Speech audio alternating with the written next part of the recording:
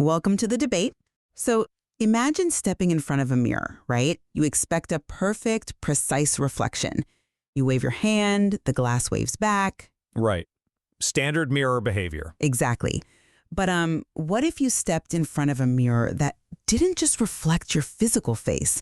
What if it reflected your entire ancestry, your society's historical prejudices, every book ever written, and, every stereotype ever spoken?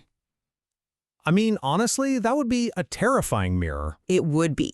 But then imagine that right before your eyes, the mirror starts analyzing its own reflection.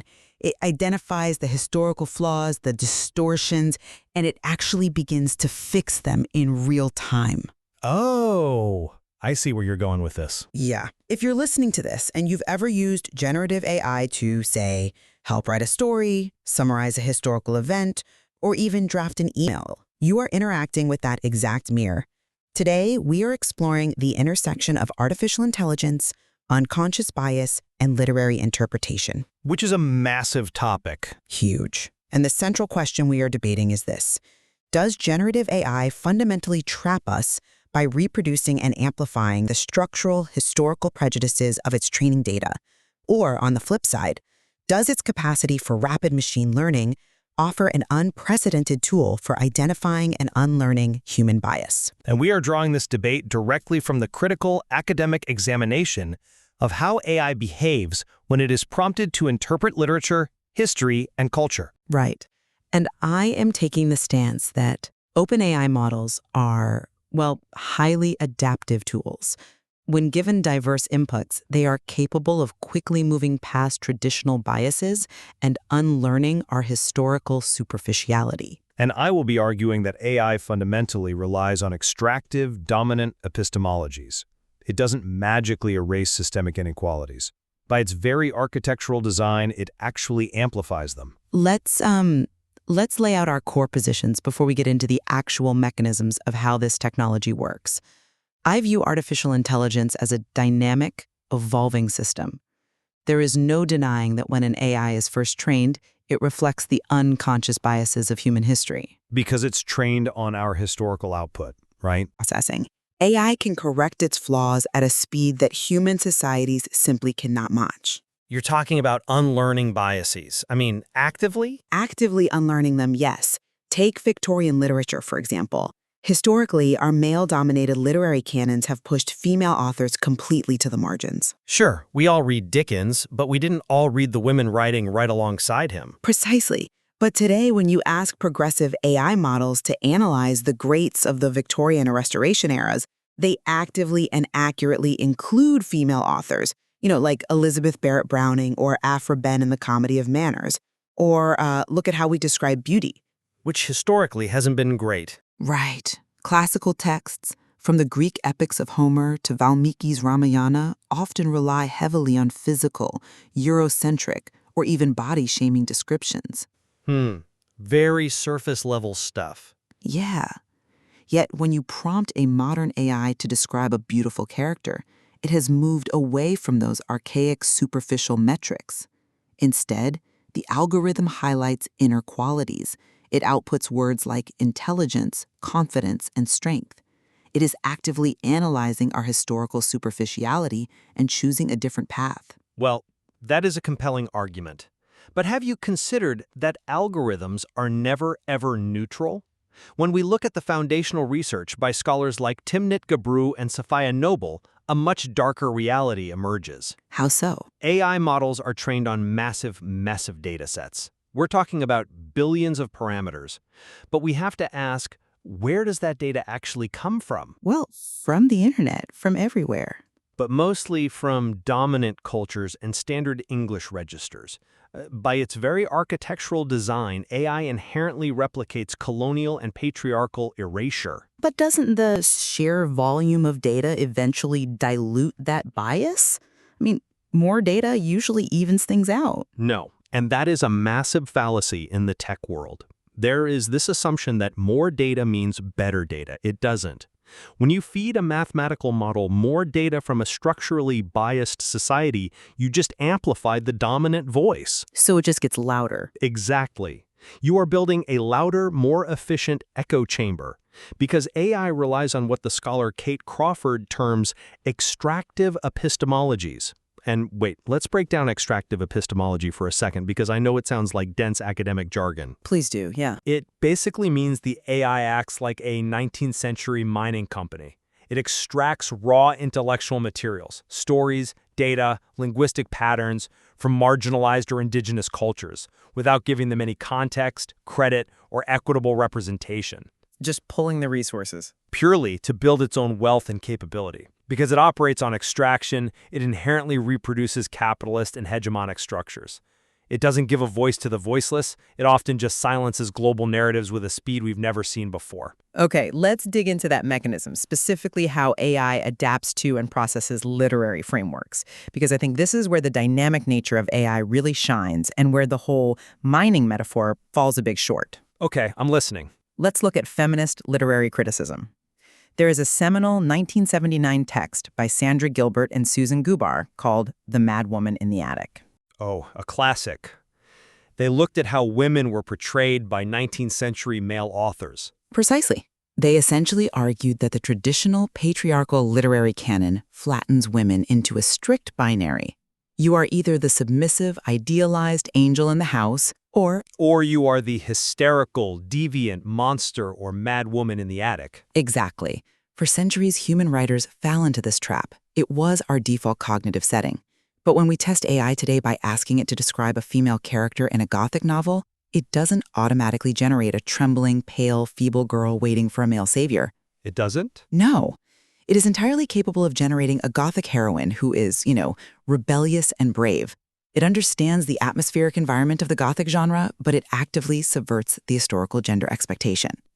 That isn't just regurgitation of the data it mined. That is a sophisticated, progressive adaptation of a literary trope. I'm sorry, but I just don't buy that. Let me tell you why. Generating a rebellious Gothic heroine, when you prompt it specifically about female characters in a Gothic setting, is essentially algorithmic patching. Patching? Like a quick fix? Yeah, exactly. It is a superficial band-aid applied to a deeply flawed structural system. We have to look at what the machine does when you don't explicitly force its hand. We have to look at the AI's default setting. What do you mean by default setting exactly? I mean the mathematical baseline. Let's think of AI as a statistical autocomplete. It's not maliciously thinking about gender, it's literally doing math based on probability. Right. If you just ask an AI to write a story about a Victorian scientist who discovers a cure for a deadly disease, and you don't mention gender at all, what does it do? It defaults to a male protagonist. It gives you Dr. Edmund. Well, sure, it calculates that in millions of historical texts, the word scientist is statistically most likely to be followed by the pronoun he. It assumes the intellectual, scientific agent is male. Because historically women were barred from the sciences, it's just reflecting the historical reality. But it solidifies it as the present reality. And this structural default goes far beyond creative writing prompts. Look at Timothy Gidbrew's findings alongside Joy Buolamwini in their Gender Shades research. Oh, the facial recognition study. Yes, they audited commercial facial recognition in AI systems and found that they have an error rate of less than 1% for white men. Less than 1%. But for dark-skinned women, the error rate skyrockets to up to 34%. 34%. Wow. That is a massive discrepancy. It's staggering. And it proves that the structural default of these systems is whiteness and maleness. Everything else is an anomaly that the mathematics struggles to process. So, a few patched-in progressive adjectives in a Gothic story do not equal the dismantling of a patriarchal default. I hear that, but I'm not convinced by that line of reasoning, because you are comparing a snapshot of a developing technology to the entirety of human historical failing. I don't think it's just a snapshot, though. But it is, yes. The default was initially set to what the historical data provided. But the rate of change is what matters here. Think about how long human societies take to unlearn these cognitive preconditions. Well, generations usually. Right. We are talking about generations of activism, academic struggle, and societal upheaval just to get a female scientist recognized in the real world. AI operates on a different timeline entirely. It has demonstrably improved its representation and lowered those exact error rates in just a few short years. Okay, but how? Here is the how. Once a bias is identified in the model's neural network, the mathematical weights are adjusted. Reinforcement learning from human feedback kicks in. It learns. We are holding AI to a standard of instantaneous perfection, ignoring that its mechanism for correcting bias is moving toward equity vastly faster than the human societies that built it. But if it defaults to whiteness and maleness, we have to ask how that specific data gets weighted so heavily in the first place. And this brings us to the core problem of data representation. Okay. The digital humanities and these large language models prioritize quantitative, dominant data. They are statistical engines that equate volume with truth. This means they miss vital post-colonial and indigenous perspectives entirely. Because those perspectives lack volume in the dataset? Exactly. For instance, if you ask an AI to write an eco-critical poem about climate change, it will almost certainly give you generic, Western-centric imagery. You will get melting glaciers, you will get polar bears. The standard tropes. Right. What you won't get is the reality of indigenous eco-literature. It completely misses the displacement and the Sundarbans discussed by the novelist Amitav Ghosh or the African environmental narratives by writers like Ngugi wa Thiong'o. It misses them because they aren't statistically prevalent. Right, and it gets worse when we look at how the AI categorizes the knowledge it does find. Take the handling of Indian knowledge systems. Okay, let's hear it. If you ask an AI about the Pushpaka Vimana, the flying chariots mentioned in the ancient Ramayana, the AI will immediately label it as myth, dismissing it as purely imaginary. Yet it frequently validates Western historical and scientific epistemologies as objective fact. This isn't just an innocent mathematical blind spot. It is an epistemological bias where Western paradigms are treated as the universal baseline for knowledge and indigenous systems are categorized as folklore. That's an interesting point, though I would frame it differently. Because what you are describing is a very real problem, but you are attributing malice and bias to the algorithm itself, rather than identifying the actual bottleneck. Which is what? User participation and data availability. It is the analogy of blaming a mirror for a lack of reflection when you haven't even stepped into the frame. But if the mirror is designed only to see a certain height, stepping into the frame doesn't help. But it's not a height restriction, it's an input deficit.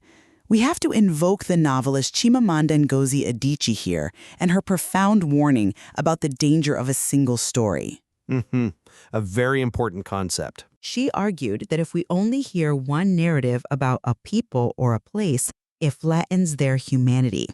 In the context of AI, if we only have a single story, it's not because the AI aggressively rejected the others. It's because the others haven't been fed into the system.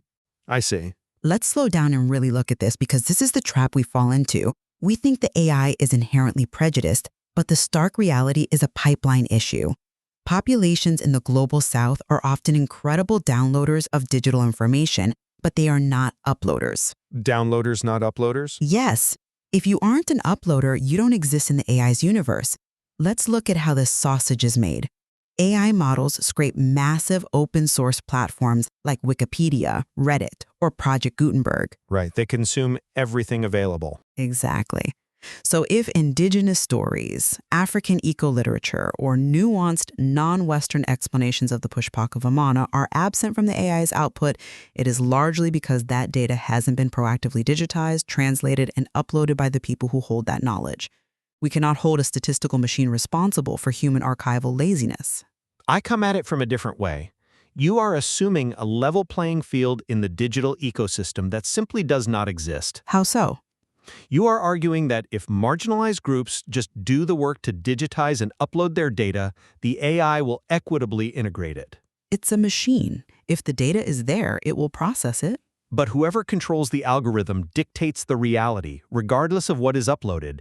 It is not just about the data, it is about the architecture of the model itself and the political forces funding it. Okay, give me an example. Let's look at a glaring example. The DeepSeek model developed in China. If you prompt DeepSeek to give you a historical account of the Tiananmen Square protests, or if you ask it to write a satirical poem in the style of W.H. Auden about Xi Jinping, the model completely censors the topic. Right, it refuses the prompt. Completely. It will literally output a pre-programmed response claiming the topic is beyond my current scope. Now think about your uploader theory. You can upload all the historical data, all the first-hand accounts, all the qualitative research you want about Tiananmen Square to the internet. DeepSeek will ignore it. Because it's hard-coded to do so. Yes. This proves that AI is not just a passive mirror waiting for data. It can be explicitly, deliberately engineered to prioritize a sanitized, politically mandated national image over historical truth. That is deliberate algorithmic censorship. I see why you think that, but let me give you a different perspective on what the DeepSeek example actually proves. By bringing up DeepSeek, you are actually validating the superiority and the absolute necessity of open liberal models. Wait, how am I doing that? You are pointing to a closed authoritarian system and using it to condemn the technology as a whole. I'm using it to show that the algorithm is controlled by the creator, not the data. But let's look at the contrast. If you take OpenAI's ChatGPT or Anthropic's Claude, which were born from a liberal, democratic framework, and ask them to generate critical, satirical poems about Western and global figures, they comply freely. Sure. They allow certain critiques. ChatGPT will write an Auden-style satire about Donald Trump chanting America first, or about Vladimir Putin ruling with an iron fist. It doesn't censor the flaws of the West.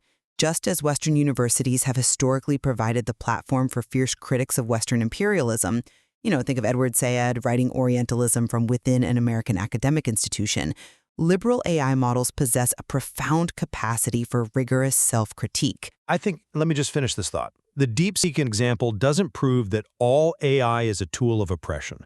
It proves that authoritarian control of AI is a tool of oppression, which is exactly why we need to champion and develop models that embrace open discourse and rapid self-correction. You are drawing a very dangerous equivalence there, suggesting that because an American AI will write a poem about Donald Trump, it is therefore free of systemic control. Not free of control, but capable of critique. Yes, ChatGPT will write a satire about a political figure. That is a permitted, highly expected form of critique within the American capitalist framework. It is safe. But does it truly subvert the deeper economic and colonial structures it was built upon? Well, let's go back to Kate Crawford's concept of extractive epistemologies. That mining company metaphor? These liberal, open models you praise so highly? They are built by scraping the intellectual property of millions of writers, artists, and historians across the globe, often without compensation, without consent, and without attribution. Which is a copyright issue, and that's currently being litigated. It's more than copyright. It's structural theft. They assemble this stolen labor, package it in a sleek interface, and sell it back to the public.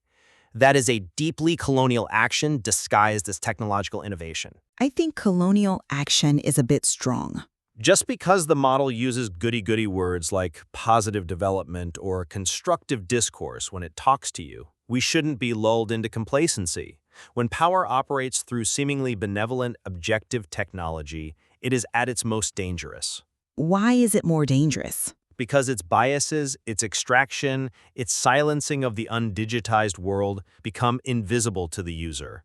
It naturalizes its own dominance. Silicon Valley tech giants are essentially deciding what the rest of the world gets to read, write, and think. That is a heavy accusation, but we need to look at the mechanism of synthesis versus extraction. The history of human knowledge has always been a history of synthesis. When we read literature, when we form critical theories, we are absorbing thousands of influences and synthesizing them into new ideas. Nobody accuses a human student of colonial extraction for reading 50 books in the library and writing an original essay. Because the human student isn't a trillion-dollar corporation monetizing the aggregate. Fair? The legal and economic frameworks around data scraping are messy right now, and they absolutely need to be resolved. But to dismiss the entire cognitive leap of generative AI as mere colonial extraction ignores the democratizing power of this tool. Democraticizing for who exactly? For everyone. Think about the access. For the first time, a student anywhere in the world regardless of their university's endowment, can interact with a system that can instantly cross-reference feminist theory, post-colonial literature, and historical data and point out the very biases we are discussing today. If they know the right prompt. But the model itself can be prompted to analyze its own bias. You can ask an AI, how is your output biased against the Global South? And it will give you a highly accurate, critical breakdown of its own limitations. I've seen those outputs, yes. It will cite its lack of linguistic diversity. It will explain its Western data skew. A system that can articulate its own flaws and explain its own mechanism to the user is not a system of blind oppression. It is a collaborative tool for intellectual growth. But articulating a flaw is not the same as dismantling it. A machine telling you it is biased while continuing to output biased defaults in 99% of its standard interactions is just a machine performing political correctness. Performing? Yes, it is the illusion of awareness. We have to be critically aware of how these systems mathematically categorize knowledge. When AI is trained on big data, it privileges the quantitative over the qualitative. It loves data that is easily measurable, highly cited, and mathematically neat in a vector database. Explain the vector database constraint for a moment. Basically, AI turns words and concepts into numbers, plotting them in a massive mathematical space to find relationships. But marginal voices, by definition, are often qualitative and messy. Right, they don't always fit the need structure. Exactly. They exist in oral histories, in non-standard dialects, in local epistemologies that do not fit neatly into a structured, numerical vector database. So when digital humanities scholars use AI to map out literary history, the AI naturally gravitates toward the dominant, mathematically prevalent voices, the Charles Dickens, the George Eliot. It requires immense, deliberate friction from the user to force the AI to look at the margins. If we don't actively fight the algorithm every single time we use it, it will smoothly, quietly drag us back to the 19th century status quo. And I agree that we must engage with it actively. That is the fundamental nature of critical thinking. Whether you are reading a physical book printed on paper or prompting a large language model, we don't passively absorb, we question. Exactly. We have to question. So, to bring my position to a close, I believe that while artificial intelligence is undoubtedly born from a flawed, historically biased human dataset, it is not permanently trapped by it. Open models possess an unprecedented, almost miraculous capacity to rapidly identify, surface, and unlearn historical biases through adjusting their neural weights. We have seen it shift from stereotyping female characters to empowering them in Gothic literature. We have seen it redefine beauty away from the physical and toward the intellectual. But this technology is a dynamic mirror that requires our active participation. It will only reflect the diverse, inclusive narratives of the Global South and marginalized communities if we do the crucial work of being uploaders, digitizing those texts, and actively participating in the global data ecosystem. AI is the most powerful tool we have ever built to map our own cognition. And if we use it with intention, it can help us outgrow our historical prejudices. And in my summary, I must reiterate that AI cannot be magically separated from the capitalist, colonial, and dominant power structures that fund, build, and curate its algorithms. A tool built by the powerful using the data of the powerful will ultimately serve the powerful. Even with open source inputs? Yes. Whether it is through the unexamined default assumptions where the mathematical probability engine decides a scientist is always a white man and African eco-literature is invisible, or through deliberate, hard-coded political censorship like we see with models erasing Tiananmen Square, the technology fundamentally amplifies hegemony. Treating AI as an objective or easily correctable tool ignores the extractive reality of its design. It operates on an epistemology that privileges the loud, the digitized, and the Western, while actively silencing the oral, the qualitative, and the global. Until the underlying structures of power change, the algorithm will simply be a more efficient engine for the same old inequalities. It seems we are arriving at a point of convergence, even if we approach it from entirely different angles. We both recognize that perfect neutrality in observation is a myth. Absolutely. Just as literary theory has taught us for decades that meaning is constructed by the reader and the culture, all observation, whether it is a human reading a book or an algorithmic vector database parsing text, is perspectival. Exactly. The real danger isn't simply that bias exists. Bias is an inevitable part of having a perspective. The true danger is when systematic bias becomes invisible. When the warped mirror convinces us that it is perfectly flat and enforces subjective perspectives as universal truths, that is when marginalized groups are harmed. And that is why we must continually name the bias, historicize it, and question its power effects, just as we do with classical literature. We can't afford to be passive consumers of algorithmic output. Which leaves us all with a profound question to ponder as we continue our interaction with these machines. When you sit down at your keyboard tomorrow, what are you participating in? Will humanity allow this massive digital mirror to simply entrench our darkest, most historical prejudices? Or will we finally use the reflection to illuminate our flaws and systematically transcend them? There is definitely so much more to critically explore in this new reality. There really is. Thank you for joining us, and we will see you next time on The Debate.